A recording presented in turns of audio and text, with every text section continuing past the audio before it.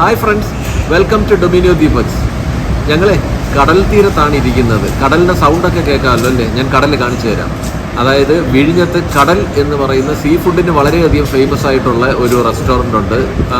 ഒരുപാട് പഴയ റെസ്റ്റോറൻ്റ് അല്ല, പക്ഷേ വളരെ ഫേമസ് ആണ് ഇപ്പോൾ. കാര്യം മീനിൻ്റെ ഒരുപാട് ഐറ്റംസ് കിട്ടുന്ന ഒരു റെസ്റ്റോറൻ്റാണ്. അപ്പോൾ ഇന്ന് നമ്മൾ കാണിക്കാൻ പോകുന്നത് ഒരു ഉച്ച ഊണാണ്. അതിൻ്റെ കൂടെ കുറച്ച് സ്പെഷ്യൽ ഐറ്റംസ് മീനിൻ്റെ വാങ്ങുന്നുണ്ട്. അതും കൂടെ ചേർത്തിട്ടുള്ള ഒരു മീൽസാണ് ഇന്ന് നിങ്ങളുമായിട്ട് നമ്മൾ ഷെയർ ചെയ്യാൻ പോകുന്നത്. ഡൊമിനിയോ ദീപക്സിൻ്റെ പുതിയൊരു വീഡിയോയിലേക്ക് എല്ലാവർക്കും സ്വാഗതം. കോളത്തും അതുപോലെ ഈ വിഴിഞ്ഞത്തും സീ ഫുഡിന് ഫേമസ് ആയിട്ടുള്ള കുറേ റെസ്റ്റോറൻറ്റ്സ് ഉണ്ട്. പക്ഷേ അതിൽ നിന്നുമൊക്കെ തീർത്തും വ്യത്യസ്തമാണ് ഈ കടൽ റെസ്റ്റോറൻറ്റ്. അതിൻ്റെ കാര്യം എന്താണെന്ന് അറിയുമോ? അത് ശരിക്കും പറഞ്ഞാൽ ഇവിടെ കിട്ടുന്ന മീനെന്ന് പറഞ്ഞാൽ ഭയങ്കര ഫ്രഷ് ക്യാച്ചാണ്. മറ്റു ഹോട്ടൽസിലൊക്കെ അത് ലഭിക്കുന്നുണ്ട്, പക്ഷേ ഇവിടെ ഭയങ്കര ഫ്രഷ് ക്യാച്ചാണ്. പിന്നെ ഇവർ യൂസ് ചെയ്യുന്ന ആ ഒരു മസാലയുടെ ആണെന്ന് തോന്നുന്നു, അത് ഭയങ്കര ടേസ്റ്റി ആയിട്ട് നമുക്ക് എപ്പോഴും, ഞാൻ പല പ്രാവശ്യം ഞാൻ ഇവിടെ നിന്ന് കഴിച്ചിട്ടുണ്ടെങ്കിലും ഒരിക്കലും എനിക്ക് ഒരു മടുപ്പ് തോന്നിയിട്ടില്ല ഇവിടുത്തെ മീൻ കഴിക്കുമ്പോൾ. നല്ല ടേസ്റ്റാണ്. പിന്നെ ഏറ്റവും വലിയൊരു അട്രാക്ഷൻ ഈ കാണുന്ന ഇത് തന്നെയാണ്. ഈ കടലിനോട് നേരെ ചേർന്നാണ് ഈ കടൽ റെസ്റ്റോറൻറ്റ് ഇരിക്കുന്നത്. അപ്പം കടൽ റെസ്റ്റോറൻറ്റിൽ ഇരുന്നുകൊണ്ട് കടലിലെ കാഴ്ചകളും കണ്ട് കടലിലെ മത്സ്യങ്ങൾ നമുക്ക് ഇവിടെ ഇരുന്ന് കഴിക്കാൻ പറ്റുകയാണ്. അതും ഏറ്റവും രുചികരമായ രീതിയിൽ തന്നെ. അപ്പം നമുക്കിനി ഹോട്ടലിൻ്റെ ഉള്ളിലോട്ട് കയറിയിട്ട് ഹോട്ടലിൻ്റെ കാഴ്ചകളൊക്കെ ഒന്ന് ആദ്യം കാണാം. കുറച്ച് സ്റ്റെപ്പ് കയറി വേണം മുകളിലോട്ട് വരാനായിട്ട്. അപ്പോൾ ഇവിടെയാണ് ഇവരുടെ ഈ ഒരു മെനു ഒക്കെ ഇങ്ങനെ ഡിസ്പ്ലേയിൽ വെച്ചിട്ടുണ്ട്. അതാത് ദിവസം അവൈലബിൾ ആയിട്ടുള്ള എന്തെല്ലാം മീനുകളാണ് അതെല്ലാം അവിടെ ഡിസ്പ്ലേയിലുണ്ട്. പിന്നെ സീറ്റിംഗ് അറേഞ്ച്മെൻറ്റ്സ് ഈ രീതിയിലാണ് ഇവിടെ ചെയ്തേക്കുന്നത്. കണ്ടോ, ഇവിടെ ഇരുന്ന് കഴിഞ്ഞാൽ നേരെ നമ്മൾ ഈ കടലാണ് കാണുന്നത്. ബീച്ചിലോട്ട് നമുക്ക് ഇറങ്ങാൻ പറ്റില്ല ഈ സൈഡിൽ നിന്നും, അതിന് നമുക്ക് കോളം സൈഡിൽ പോകണം. പിന്നെ ഇവിടുത്തെ ഒരു വലിയൊരു രസകരമായിട്ടുള്ളൊരു കാര്യം ഇവരുടെ ഈ മതിലിൽ ഇങ്ങനെ കുറച്ച് റൈറ്റിങ്സ് എഴുതി വെച്ചിട്ടുണ്ട്. നമ്മൾ ഓർഡറൊക്കെ കൊടുത്തു കഴിഞ്ഞിട്ട് അതൊക്കെ വായിച്ചുകൊണ്ടിരിക്കുമ്പോൾ തന്നെ നമ്മുടെ നാവിൽ ഇങ്ങനെ വെള്ളമൂറും. ഇപ്പം ഞങ്ങൾ രണ്ടുപേരും മാത്രമേ വന്നിട്ടുള്ളെങ്കിലും ഞങ്ങളൊരു 3-4 ഐറ്റം അങ്ങ് ഓർഡർ കൊടുത്തു. അപ്പം അതിൻ്റെ കൂട്ടത്തിൽ ഒരു ഹമൂർ ഫിഷ് തവ ഫ്രൈയും പറഞ്ഞിട്ടുണ്ട്. ഈ തവ ഫിഷ് പല സ്ഥലത്ത് നിന്നും ഞാൻ കഴിച്ചിട്ടുണ്ടെങ്കിലും ഇതിൻ്റെ ആ ഒരു പ്രിപ്പറേഷൻ, ആ ഒരു മെത്തേഡ് ഇതുവരെ ഞാൻ അങ്ങനെ കണ്ടിട്ടില്ല. അപ്പോൾ എന്ത് തന്നെയാണെന്നുണ്ടെങ്കിലും ഈ കടൽ ഹോട്ടലിൻ്റെ മാനേജ്മെൻറ്റിന് ഒരു ബിഗ് താങ്ക്സ് ഉണ്ട് കേട്ടോ. കാര്യം ഞങ്ങൾ ഈ വീഡിയോ ഇവരുടെ കിച്ചണിനകത്ത് നിന്നിട്ട് ഷൂട്ട് ചെയ്യാനായിട്ടുള്ളൊരു പെർമിഷൻ ഇവർ തന്നു. ഇവിടെ ഈ തവ ഫ്രൈ ചെയ്യുന്ന ഈ ഹമൂർ ഫിഷ് ഉണ്ടല്ലോ, ഇത് വെയ്റ്റിനനുസരിച്ചാണ് ഇവർ ഇതിൻ്റെ റേറ്റ് ഫിക്സ് ചെയ്യുന്നതെന്ന് പറഞ്ഞു. അതായത് ഇതിപ്പോൾ ഏകദേശം ഒരു 700 grams ഉണ്ട്. അപ്പോൾ അവർ പെർ kg വെയ്റ്റിനനുസരിച്ചാണ് ഇവർ റേറ്റ് ഫിക്സ് ചെയ്യുന്നത്. കണ്ടോ, അപ്പം നമ്മളുടെ തവ ഫ്രൈ അങ്ങനെ റെഡി ആയിക്കൊണ്ടിരിക്കുകയാണ്. ഓരോ സ്റ്റേജിലായിട്ടുള്ള കാര്യങ്ങളാണ് ഈ നടന്നുകൊണ്ടിരിക്കുന്നത്. എന്ത് തന്നെയാണെങ്കിലും ഇതിനകത്ത് നിൽക്കുന്ന ഈ കിച്ചണിലെ സ്റ്റാഫും അതുപോലെ ഇവരുടെ മാനേജർ ഇവിടെയുണ്ട്. ഇവരെല്ലാവരും ഭയങ്കര കോപ്പറേറ്റീവ് ആണ് കേട്ടോ. കാര്യം ഞങ്ങൾ ഈ വീഡിയോ ഷൂട്ട് ചെയ്യുന്നതിൻ്റെ ഒരു ആവശ്യത്തിന് വേണ്ടിയിട്ട് അവർ നല്ല രീതിയിൽ നമ്മളുടെ കൂടെ സഹകരിക്കുന്നുണ്ട്. നമുക്കൊരു ബുദ്ധിമുട്ട് വരാത്ത രീതിയിൽ തന്നെ അവർ ഞങ്ങളെ ഹെൽപ്പ് ചെയ്ത് തരുന്നുണ്ട് ഇതൊക്കെ ഷൂട്ട് ചെയ്യാൻ വേണ്ടിയിട്ട്. അങ്ങനെ ഞങ്ങളുടെ തവ ഫിഷ് റെഡിയായി വരുന്നു. വേറൊരു ഫിഷ് അവിടെ ഇപ്പം റെഡിയാക്കിക്കൊണ്ടിരിക്കുന്നു. പിന്നെ ഇവിടെ എന്തോ ഒരു മസാല അവർ റെഡിയാക്കുകയാണ്. ഞാൻ ചോദിച്ചപ്പം ഈ തവ ഫിഷിനകത്ത് ചേർക്കാൻ വേണ്ടിയിട്ടുള്ള ഒരു മസാലയാണെന്നാണ് പറഞ്ഞത്.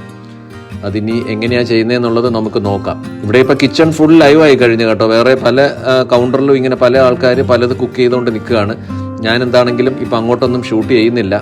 നമുക്ക് ഈ തവ ഫിഷ് എന്താ ഇവർ ചെയ്യുന്നതെന്നുള്ളത് കണ്ടു കളയാം.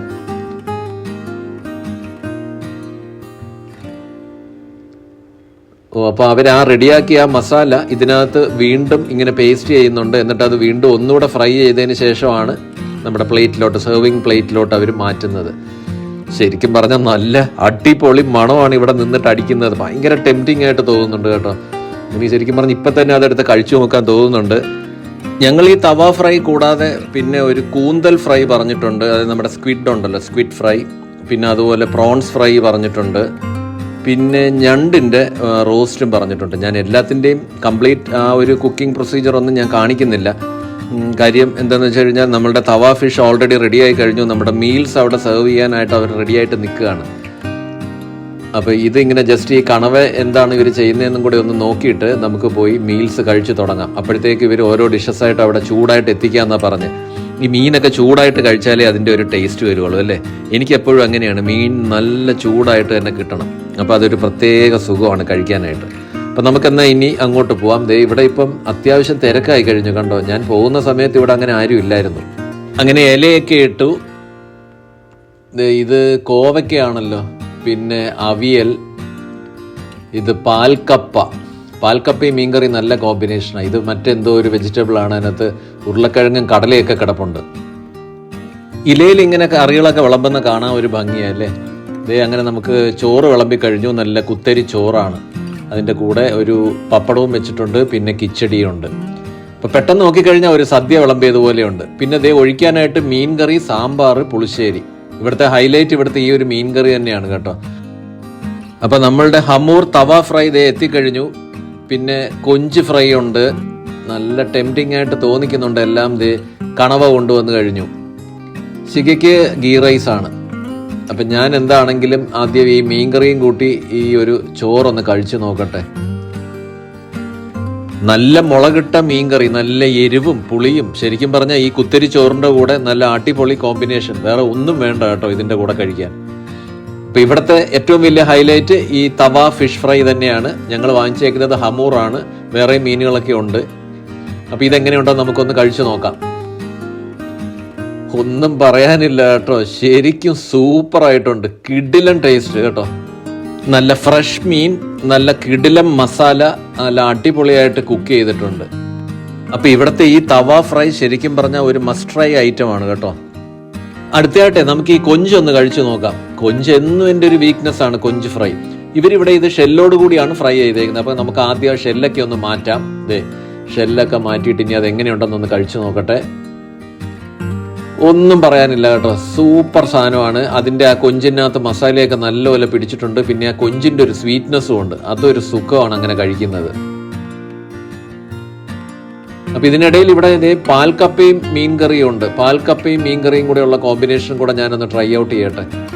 നോർമൽ കപ്പയും മീൻകറിയാണ് സാധാരണ ഞാൻ എപ്പോഴും കഴിക്കാറുള്ളത്. ഇതെങ്ങനെയുണ്ടെന്ന് നോക്കട്ടെ. അതും നല്ല അടിപൊളി ടേസ്റ്റാണ്. ഒന്നാമത് ഈ മീൻകറിക്ക് നല്ല എരിവും പുളിയും ഉണ്ടല്ലോ, അതിൻ്റെ കൂടെ ആ പാൽക്കപ്പയും കൂടെ ആവുമ്പോൾ കിട്ടുവാണ്.